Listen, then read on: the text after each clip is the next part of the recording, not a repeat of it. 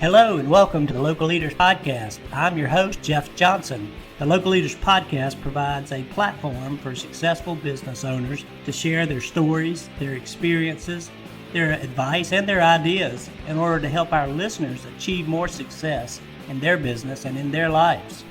Get ready, another great show is coming up.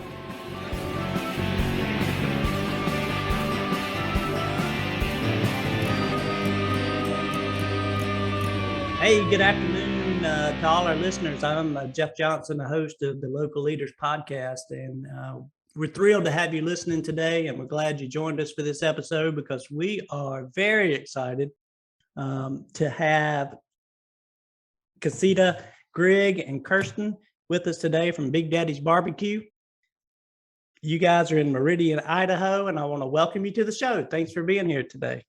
Hi. Thank you for having us. Yeah, and I love the fact that the menu's right there too, so we can kind of get a glimpse of some things that we might get hungry for or thirsty for as we talk. So very well done. And again, thank you for being with us today. And we're happy and excited to learn more about Big Daddies. And Khaseta, I'll just go to you and ask if you want to kind of share the story of the business and how you guys got started and what you're up to. Okay. In 2006, we got out of our corporate jobs and decided to buy a bar and grill in Kuna, Idaho, which is 10 miles south of Meridian.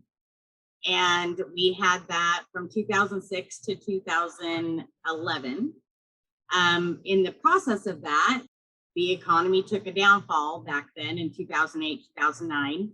Yep. And smoking meat was my husband's hobby in the backyard for years.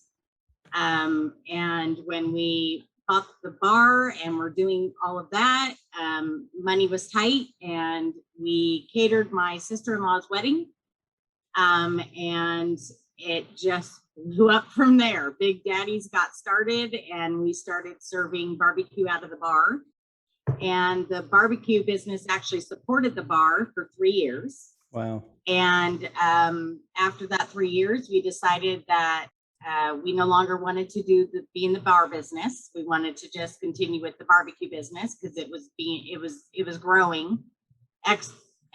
I mean, it was blowing up. And so we got rid of the bar and we continued to just do our food truck for a year. And then in 2012, we were able to open our first location. Basically, it was very small, had 8 tables, order at the counter, a very small menu. We had a drive-through, and we just brought the food out to you. And we did that for 3 years. And for most of that time, it was just my husband and I, 7 days a week. We worked the business, open to close. We would bring in help when we needed it for catering and things like that. But we also did concessions for Boise City during that time for 4 years. So that kind of built the business and got our name out there for barbecue and things like that. And then in 2015, we had an opportunity to move to a bigger location. So we moved a mile down the road and we opened up a full restaurant. So at that point, we had decided, okay, this is a bigger location. Do we keep this small? Do we keep this order at the counter still? What direction do we want to go? Like I said, we came from the corporate world. I worked for the government and my husband worked in radio locally. Uh-huh. So we knew nothing about the restaurant business other than owning a bar. So we decided, okay, let's do it. Let's have hostess. Let's have a little mini bar that people can sit at and order beer and wine. So in 2015, we opened up at this current location where we're at right now. And it has just blown up. Wow. It's just gone from there. And we're, trying to survive every day, but we're doing it right. So, yeah. And I would say, I was going to say, Kersten, when did you step in and really get involved? Man, I didn't do a single thing. No. I've been there since the beginning. I worked the food truck. I worked at the softball fields. When I came home from college, I would work during the breaks so that they didn't have to work every single day. I have worked for the company since it started as the first unpaid, and then eventually Free help. Eventually, most people that have the kids in the restaurant industry, they know you got to start paying us eventually. So about when it became full service is when I became a lot more involved. I came home from college and I have been working and building it ever since. That's awesome. So you got a family run business, you got a legacy that you can continue to operate. And it sounds like you guys are more than successful there locally. Are you still running the food truck? The food truck is a work in progress. We actually got rid of it for a while and then brought it back and had 2 really successful seasons. And then, COVID. Yeah.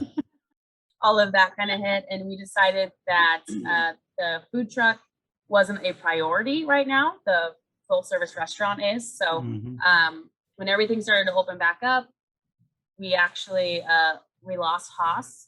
He passed away in December. So that was kind of, we were going to get a new food truck and get all that going. But that's kind of on the back burner at this time. Right now, we're really focusing in on the restaurant, making sure that we can facilitate everything that's happening in-house, as well as all of our catering, because we do a lot of catering.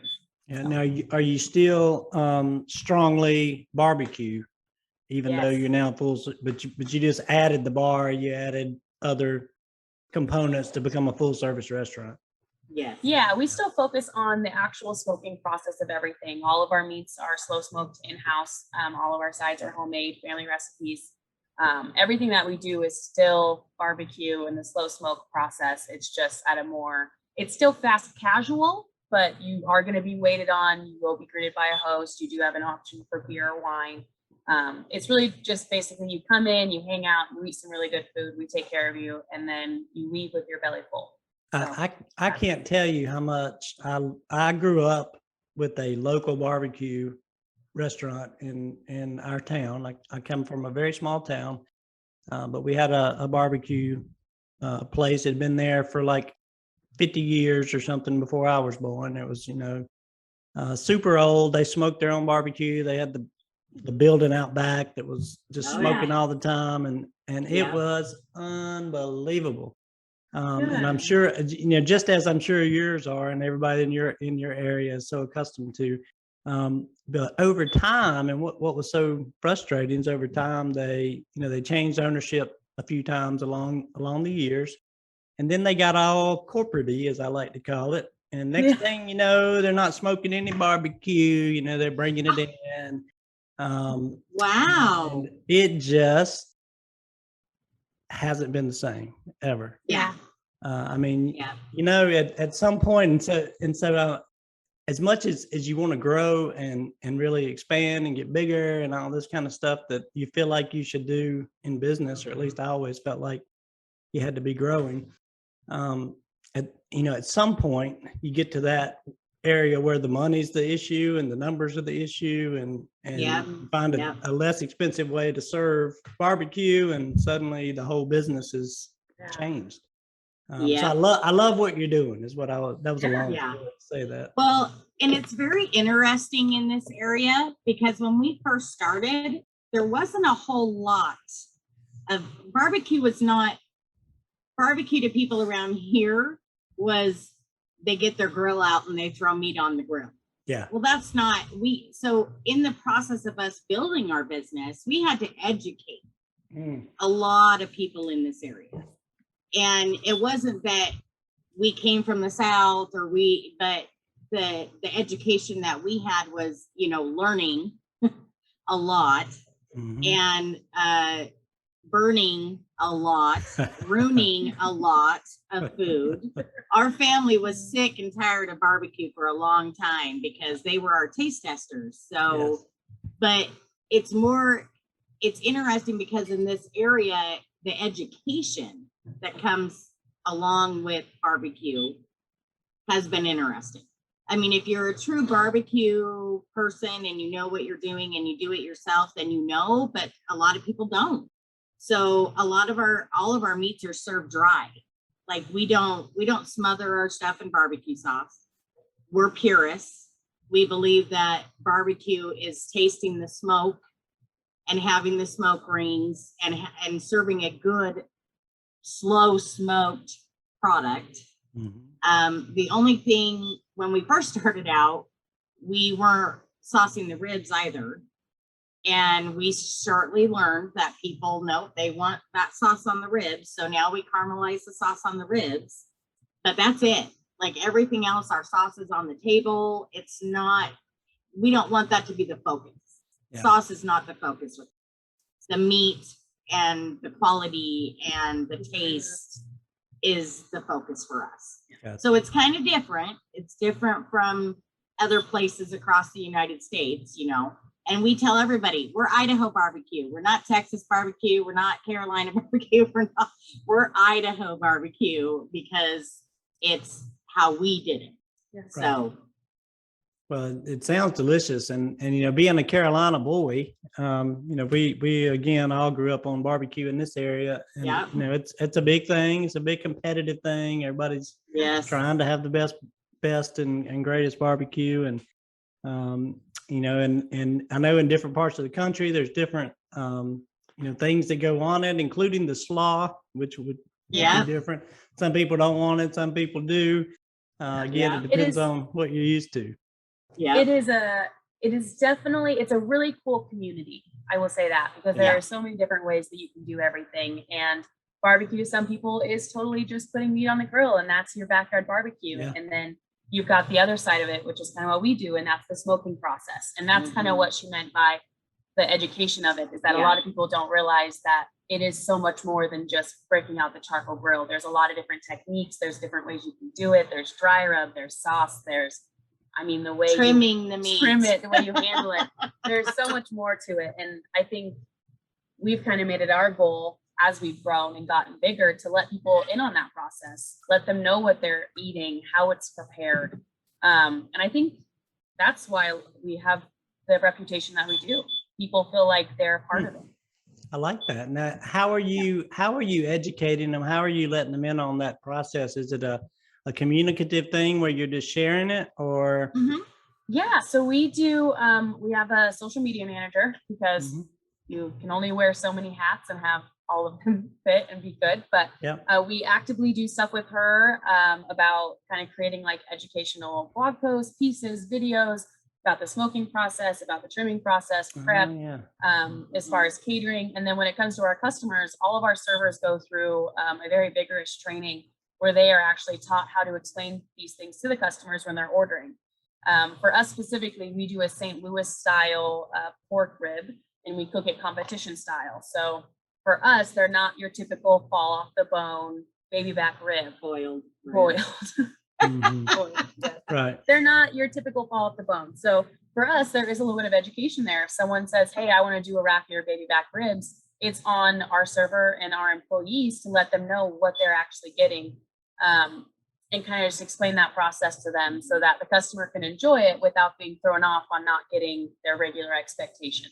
Right. So it's all about setting the right expectation at the table, at the ordering, you know, while they're ordering. Exactly. Yeah. Yes. Customer service, consistency, communication. Yeah. It's the three C's. The three C's. I like that. And you're the four. Do you spell it with a C or a K? Your name? K. I thought you'd be the fourth C. It was so close. I know. You'd be the fourth C, and that would be funny. Yeah. But that's pretty cool. It sounds delicious. And the hardest part to me about doing this podcast is I get to talk about all this food and see these wonderful restaurants like yours, and I just get hungry all the time. You get to talk about it but not eat it. You'll have to make a trip. You'll have to come try it. Oh, I would love to. I have my daughter was in Idaho for a couple of years, but not sure that we were anywhere near Meridian. But I'd love to. It's actually going to be one of my goals is to go and have an opportunity to sit and dine with all the guests who've been nice. on the show. So that Nice. would be Awesome. cool. And of course, I have to bring a camera so I can be like, hey, we're back. Exactly. Yes, that would be awesome. You are welcome anytime. Hey, do you guys have a drive-through today in the new location? We do not. No. I was just curious because I was thinking about, COVID and all that and kind of how that might have impacted you. But were you able to transition pretty quickly into like COVID mode, takeout, delivery, all that stuff? Yeah, we were. So when we moved from our first location to our full service dine-in, all of our to-go business actually came with us. So before COVID, we were running about 70% dine-in, 30% to go. And when COVID happened, we went everything strictly to go. Right. And in some ways, that was an adjustment in itself, because we're talking about the volume increased, and we were one of only 6 restaurants on the platforms at one time. So the amount of people that wanted food was an adjustment, but we were able to do it. We already had all of the infrastructure set up for to-goes. So it was really just about kind of changing the overall process on how people receive their to-go orders. Obviously, we weren't able to do dine-in, but we set up to-go stations. We made the transition, I would say, pretty smoothly outside of just trying to handle the volume and figuring out what that looked like. Well, and we also, my husband was very good about thinking forward. Like, he was the brains. He was always like, okay, what can we do to make more money? What can we do to make this more successful? So luckily, he had already got us hooked up with all of the third-party delivery companies in the Valley. So when COVID did hit and shut everybody down except for to-go, the transition was great because we were already hooked up. And in fact, for a short time, there was not very many mom and pop locally owned restaurants that were on those third parties. So we got inundated for quite a while. But because we already have a good to-go business, it didn't really hurt us that much, other than just trying to figure out the processes and trying to get all that food done and out the door in to-go containers. Yeah, because a lot of people had to make, that full transition, especially the traditional dine-in, finer dining places. Some of them couldn't because of their food types, and others were set up nicely. And it sounds like you guys were there because you had to suddenly have to-go boxes and bags, and you had to figure out what traveled with what could go well, and just so many logistical pieces. And a lot of people didn't have those third-party delivery people on board already. They had a moderate or mild takeout business, and it was a drastic change that they had to make quickly. So it was good that you guys were in a position. And I wouldn't say and ours was smooth in the aspect that we'd already done to go. I won't say it was perfect. We definitely had to adjust. A big word that I feel like we're going to be hearing is you need to figure out how to pivot. And if you can't pivot, especially in the COVID times, unfortunately, you're already behind the ball. And the one thing that Haas did that really set us up is that he was always, like she said, looking forward. He was always trying to figure out how to streamline and better the process without affecting the quality. And that really set us up for COVID. And I remember saying to him, hey, do we really need another delivery service? Do we really need another one? And Come on, I know. We've got 2 already. Isn't that enough? You were right. Yeah. Well, So at the end of the day, it was the innovation behind it. And I think that's what really helped us get through the initial shutdowns. Yeah, that's awesome. Now, outside of COVID, have there been any significant challenges along the way that you can talk about, or that you'd be willing to share?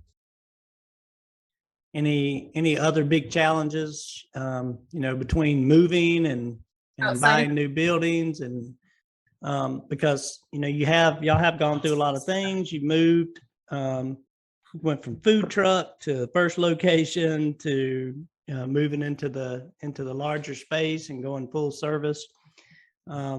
that's a pretty good journey right there. Have you had any significant problems along the way outside of COVID? We did have some challenges. Yeah. Well, during COVID, we had opened up a second location in 2018. Was it 2018? 2017? 2018. Something like that. 2017. So in 2017, the end of 2017, we had opened up a second location in Boise, down the road from us, our current location, because we had grown so much that we were outgrowing the current location. The kitchen is very small, so we needed to do something. And because of COVID, we shut down that second location. But it wasn't necessarily a bad thing. It was a challenge because all the money that we put into the second location, we lost that and had to walk away. But it gave us another opportunity to make our current location work. We're still working on that. There's still challenges with that. But I think in the long run we'll be okay. But it did, it just, there's always challenges in the restaurant business. Yeah. Well, you know what? It's not something that is easy, and anybody who has a restaurant knows. Yes, ma'am. You're exactly right. And I've talked to a number of people who, some people started their first unit, their first location, in 2018, early 2019, and then just got, slapped right in the face right out of the gate with COVID. So, trying to establish a new location during a pandemic would be a challenge for the greatest of restaurateurs, and to be able to make that successful. So I know it was frustrating and probably hard to accept, but as business owners, you have to take chances, you have to take risks, you weigh it out and you decide, okay, it's worth the risk, and you take the step, right? Sometimes they don't work. Yeah.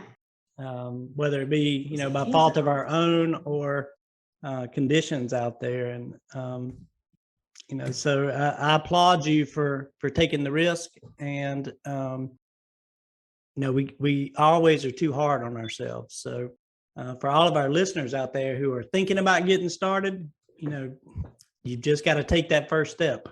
You had mentioned what things have you potentially outside of COVID? And I think you said something really interesting about new restaurants trying to open in the time of COVID. And new restaurants, it's hard for COVID, during COVID, after COVID. And I would say it's like that because it's about finding who you are and what your process is and how you're going to translate that to your customers. Because, they say it takes the first 3 to 5 years for any restaurant to get to the point where they're established enough to support itself. So even outside of the whole COVID era, it's really about finding, what do you want your message to be? How do you want people to feel when they come in? How do you create rapport with their customers so they tell their friends about it? It's how do you build outside of a time in life where it just feels impossible? And Right. I think that every business owner, when they go into it, you just have to go for it. Kind of like what you were saying, you just got to kind of dig your feet in and accept that you're going to fail a little bit and you're going to learn a lot, and you just got to go for it. Yep. Yeah, and those lessons in life and in business are, some of the best lessons cost the most. Yes, that is true. Yes, they do. It's painful, but we've all been there, and we've all invested our hard-earned resources, into things that just didn't quite pan out like we hoped. But all you can do is your due diligence, and then it's based on, okay, it's my gut says go. Let's, the math works. Let's do it. So again, true.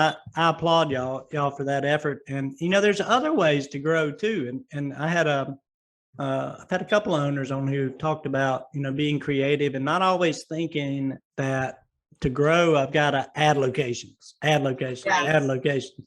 Yeah. There's a lot of other paths that one can take. You know, you guys could start wholesaling, you know, barbecue, or get into bottling sauces, and I mean, just so many different things you can do that you know may have a little less risk. And you talked about the food trucks was kind of on the radar of expanding that piece. That's a great way to test new concepts. Yes. And even get your current concept out to more people, right? And try new locations. Well, and we actually, even though the food truck is not running, you can actually get our food truck menu on some of the third-party platforms. So our current kitchen is actually offering up like the burgers that we did on the food truck and different items that we offered on the food truck. You can still get that just by going to like Uber Eats or DoorDash or Grubhub. Is it on all of those? DoorDash and Uber Eats. DoorDash and Uber Eats. But so we have people that actually still order from the food truck. They're just not ordering from a food truck. Right.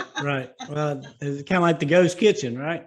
Yes. Ghost kitchen. Kitchen concept. Yeah, I love that. And that's smart. It's a smart way to grow. And sounds like you guys are doing all the right things. And you know, I wanted to ask you because you know, we talked about it earlier, but you guys experienced the loss of Big Daddy in December.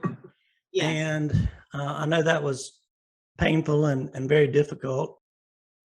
But you know, we've got other listeners here who have been or maybe going through similar things. How difficult has that transition been for someone to step in his shoes? Not that you can fill them, but that you can try to push forward and get the same things done. Do you mind sharing a little bit about that? So, want me to take it? I'll go first, and then you go can. first. Yeah. So, actually, 4 years ago, I stepped away from the business, and my husband and my daughter, Kersten, ran it for the last 4 years. So that was very helpful.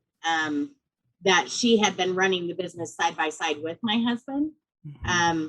So the transition was a little bit easier just because I wasn't in the picture. I was doing my own thing for the last 4 years. But my husband, Big Daddy, he was very good about education,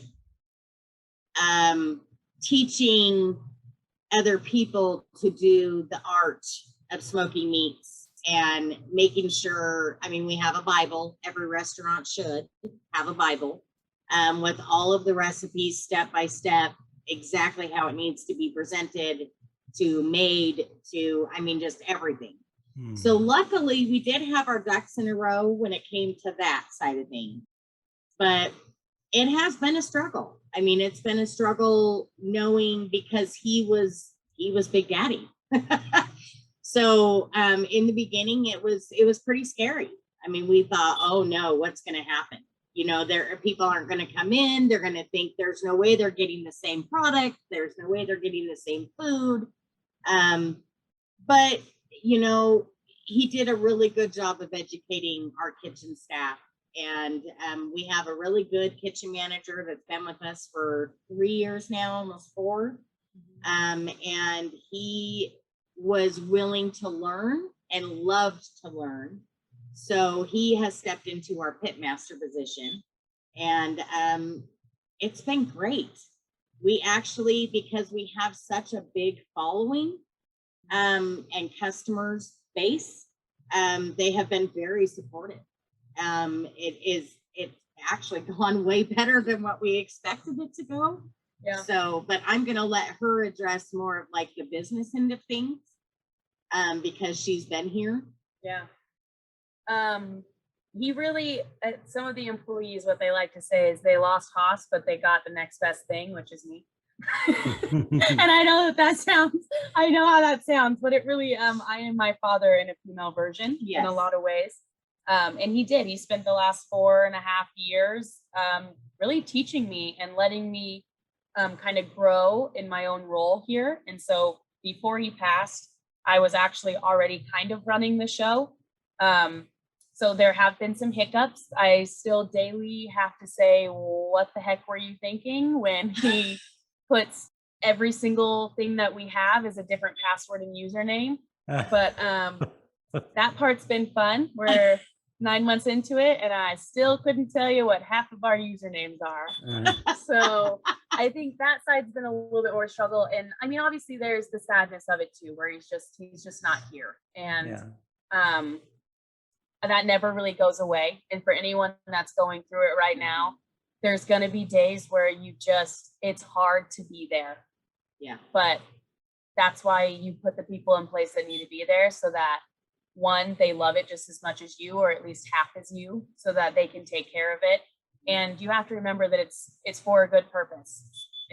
You're continuing on the legacy and you're following in the journey. For me, I was lucky enough that it was my father, so that I still have the passion there. But maybe you're someone that you just lost your owner or your partner or someone that's really important to you, and maybe you're not their daughter and you're wondering, how in the world do I keep going? And the answer is you wake up in the morning and you turn on the open sign and you keep putting your food out there, you keep putting your heart out there, and the people that loved you before are still going to love you. And if you build your community, they're not going to go away because of one misstep. And in some ways, they're just going to love you even harder, and they're going to show up and they're going to support you. I think that's been the one thing for us, is that it's almost overwhelming, the amount of support that everyone is they want to see us succeed, because we've done what we've done over the last 15 years to build that rapport and to build those relationships. And I know it's later on and we can touch on it about what you see leaders doing that potentially isn't very successful. And I think that we lose sight of the fact that customers are the reason we're here. Yes. You can have the best product in the world, but if you have the worst customer service, nothing is going to help you. Yeah. And if you don't focus on communicating to your customers what you're doing and how you're doing it and how you're transitioning, then they're not going to know how to feel about you. And I think that's what's helped us be so successful, is that we have communicated every single step of the way what our plans were. Yeah. We've admitted that I'm not a pit master. I've said it from the beginning. I don't know everything, but if they're willing to let me learn and learn alongside them, then it'll be better in the long run. Well, I think that's great advice, and very heartfelt, and I appreciate you guys being willing to touch on that, because a lot of people have to deal with these kind of things. Well, we all do. We all have to deal with it, and whether you're a business owner, an employee, or whomever. And the takeaway, one of my takeaways that I just like to share with our listeners is, if you don't have that Bible in place, you don't have your recipes, you don't have your processes and your systems all down on paper somewhere, or in the computer, in the cloud, stick it somewhere. It don't matter where you stick it, just stick it. Have that stuff in place, because none of us are promised tomorrow, and you never know what's going to happen. So exactly. I was taught a long time ago by an old boss of mine that you always have to have stuff written down. You could get hit by a bus tomorrow, and then what would somebody coming into your position, how would they know how to do what you do if you don't write it down? And that was the best lesson I learned 20 years ago from an old boss. Yeah. You have to have things written down and backed up so that you can continue to do what you're doing. Exactly. And it's a great, it's perfect for training and everything else. And you've got something you can hand someone, you can walk them through it. Some people are visual learners. Some people want to read and hear. And so that's good. And I can just sit here and talk to you guys all day off the cuff. So let me try to re-swing back around to these kind of things. I just want to touch on staffing real quick. Are you guys experiencing that same issue in Idaho that's everyone else? Yes. Okay. Yes. So struggle to find. Business. Struggle to find people. Every business. Yeah. Have you come up with any great ideas or anything that has worked in terms of finding people? Or Has anybody? No. I'm like, can somebody please tell me? Help, help. Yeah. No, we've all been, we've all been job posting and things like that. And most people are just not even getting resumes. You're not getting anything. Yeah. Yeah. I wish I could say I had an answer. What I can say is that you have to care to some degree, and everybody's got their crap. Everybody's got something going on that's going to affect you in one way or another. And you have to decide at the end of the day, are they worth the kind of crap that they bring with them? Mm-hmm. And sometimes, yeah, they are, because everyone's got a life outside of your business. Yep. And we have an open door policy. And I'm not saying that everyone needs to run their business with an open heart. And I mean, at the end of the day, you're going to do what you want to do. But I will say that almost every single employee we have that is still here has worked for us for at least 2 to 3 years. And it's because we care. And yes, there's the turnover and we can't find staff right now. But the only reason we're still operating is because we take that time to get to know them enough that they feel like they have some stake in the game. And that's not, I mean, it's not going to happen at like your McDonald's or your big chain restaurants, and it might, you're going to maybe hire a manager that makes sure everyone feels like they're a part of the team. But I think my biggest round of advice is it doesn't matter how much money you throw at them. If they don't have a work ethic or they don't want to work, they're still not going to work. So find the people that want to be there and can invest in your dream with you, and they will stay. And that's how you get people to come. And that's what we post on all of our job listings. We are a family. And if you're looking for a family where you don't have to hate your job every single day, you can actually go in and enjoy it and be a part of something bigger than just you, then you're the person that's going to come work for us. And I think that hasn't necessarily helped us finding staff, but it works and it doesn't work. It does help. I mean, Idaho's kind of in a weird situation right now because our minimum wage is a lot lower than other states. But I don't know and I want to address this because I don't know anybody that is in the state of Idaho that is paying $7.50 an hour, which is what our minimum wage is right now. Everybody's paying more than that. So we're kind of in a weird spot because we do need to up our minimum wage and we do need to get better wages because our cost of living is going up. But it's also hard to do that. Just do it. I mean, especially when you're a mom and pop business, it's hard to say, I'm going to hire you at $15 an hour to fry fries. Right. I can't do that. I can't afford that as a small business owner. But we can do tip pools and we can hire you at a decent starting wage. And then you get extra wages because of tips on top of that. And you work hard, I mean, the same concept anywhere else. The staffing problem right now is really a working problem. Yes. I don't know that it's so much not having the people. I think it's the idea that there's so many options and everyone is willing to stab each other in the back to get what they need. Yes. And I only say that because it's happened to us twice now. Yeah. The staffing, it can't be solved overnight. And I don't have an answer for you as far as what we've done to combat it, because let's be honest, everyone is short staffed. We are all running at minimal staff. And the unfortunate part is that the public does not care. They still want their food.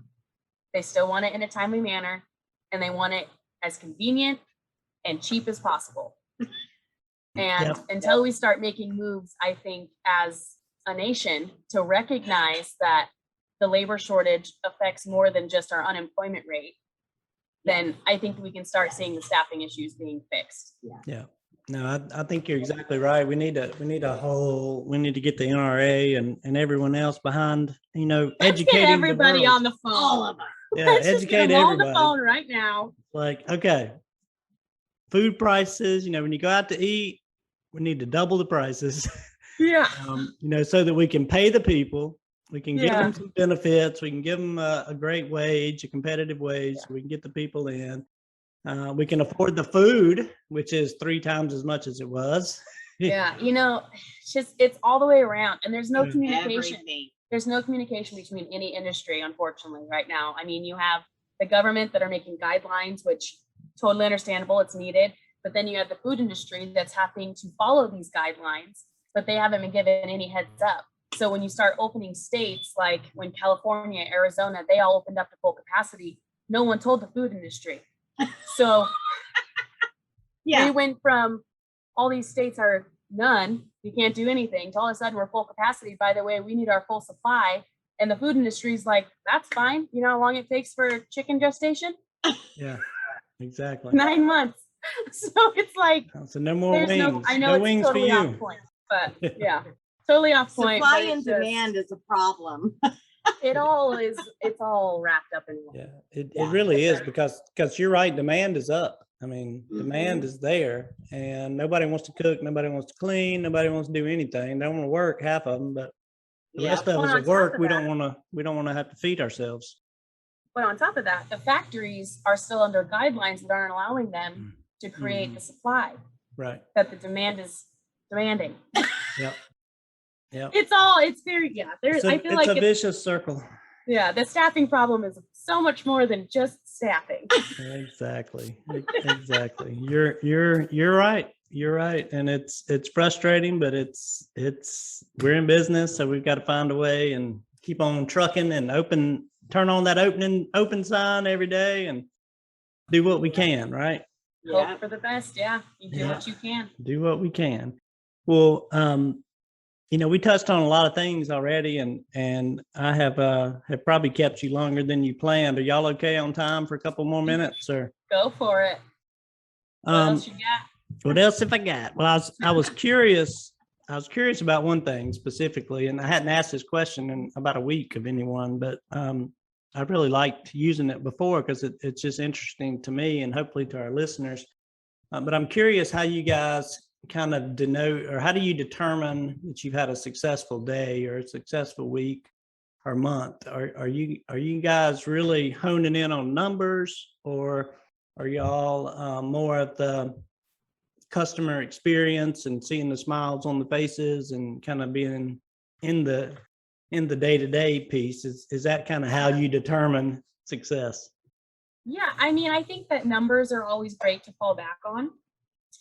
But feedback is your second best. I mean, word of mouth customers, you're not going to get more customers unless the customers you have liked what they had to eat. Yeah. I think for us, a successful day is one if nothing breaks. Well put. Well put.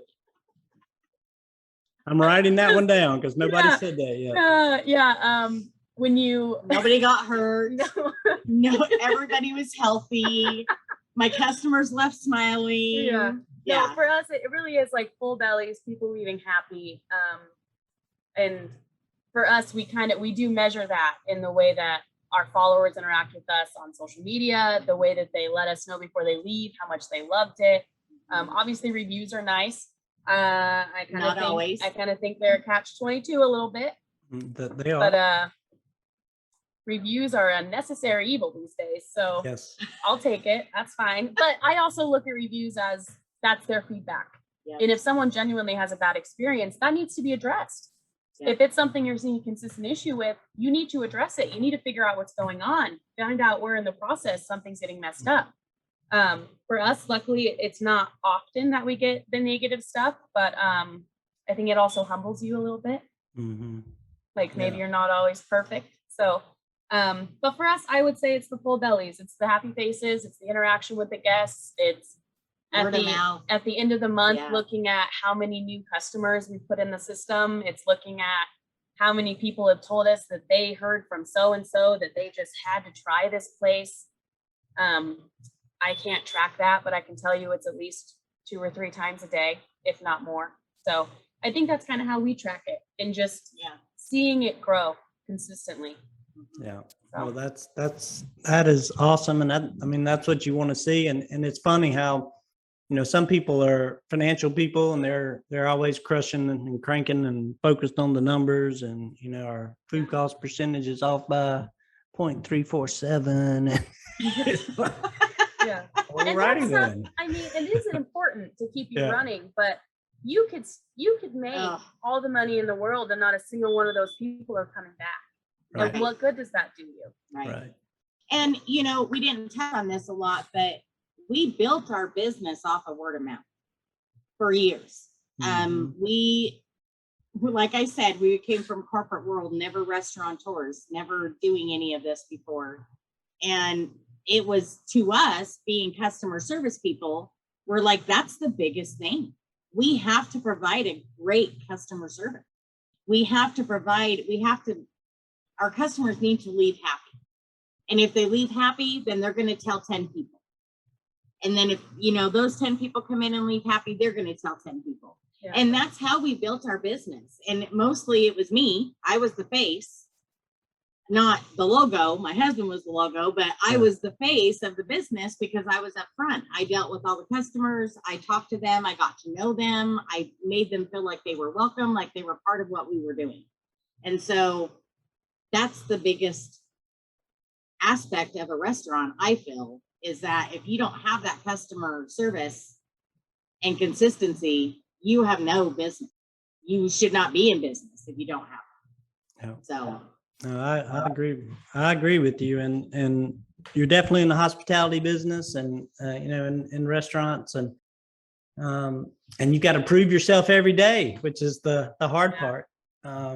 You know, to build that fan base and to keep them, because it doesn't take much to turn somebody from. No, it doesn't. No, it doesn't. They're, you know, my banana pudding is a little soggy today. What's going on? Right. You can't make everybody happy. I have to touch on this. I think it's funny how a customer can eat somewhere. And like I said, we don't get this often, but I do see a trend of this a lot, just in general, that we are super happy until we're not.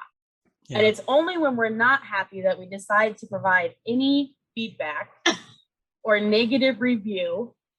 I think it's just, as humans, we need to just chill out. Not everyone's going to be perfect every single time. And that includes going out to restaurants.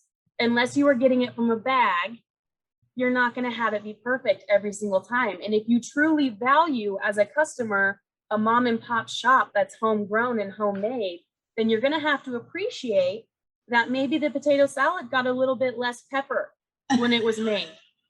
You know what I mean? Like, there are recipes, but there's also human error. And I think that as consumers, we forget sometimes that it's not going to be perfect 100% of the time. No. Yeah, sorry, I just had to put that out there. Well said. Well, get off the soapbox now, Kirsten. Sorry. Let me put me back. Bring you back. But you're exactly right.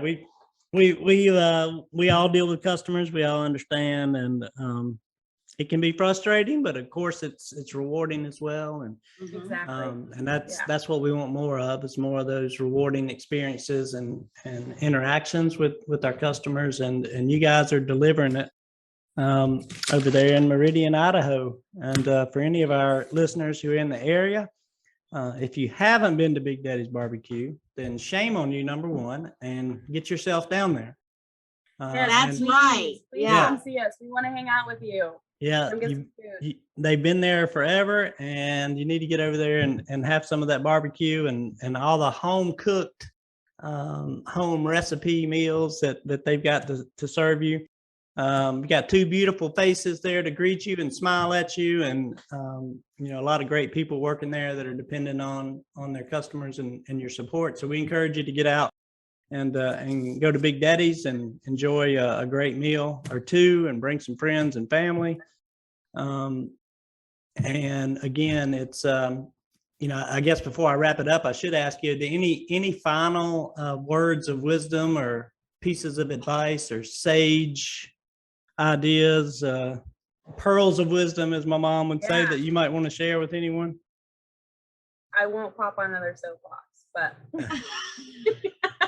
no, I mean, just go out, enjoy the food that you're having, enjoy the friends that you're having it with while you are able to. Support your local businesses and understand that everybody's going through something. Everybody is struggling to get staff or trying to get supply. And it's just, you know, it's all right to just take a step back and enjoy what we can do and what you can get while you can. Yeah. Take a chill pill, people. Take a chill pill. Let me tell you. Chill out. We are in a world where Amazon has made us all have very high expectations all the time. Yeah, you're exactly right. And you know, after COVID and the 2-day Prime deal where they quit delivering in 2 days, I was devastated. I couldn't stand it. Right? Why can't I get my package the next day? What is going on? I know. It's true. It's terrible. We get spoiled. We get spoiled, and then the expectations just, you know, go up. Yeah. That's the way the world is. But gosh, I really appreciate you ladies being on the show today and spending some time with us and sharing your experiences and your knowledge, your wisdom, your history, trials and tribulations. And I'm sure our audience will be able to pull out a lot of great nuggets of wisdom or pearls of wisdom, as I said earlier, to be able to help them be more successful. And for all our listeners, I encourage you to, you know, if you haven't started your business yet, start it, go do it, step off the edge, take a risk, make sure you do your research and all that stuff first. But yes, please do. You know, once it's kind of there and you find yourself, you know, 6 months down the road, still thinking about it, you need to go, just make it happen. And it either will or it won't, right? Yep. Well, and we appreciate you, Jeff, having us on your podcast. Well, you're welcome. Reaching out to us, and you're very welcome. It's been my pleasure. And again, for all of our listeners out there, Meridian, Idaho, get the Big Daddies barbecue. Get down there today, and we're going to be sharing your website at kind of the front end of this, and the back end of this, we'll have it on the screen on the video. So everybody go check them out. You can order online.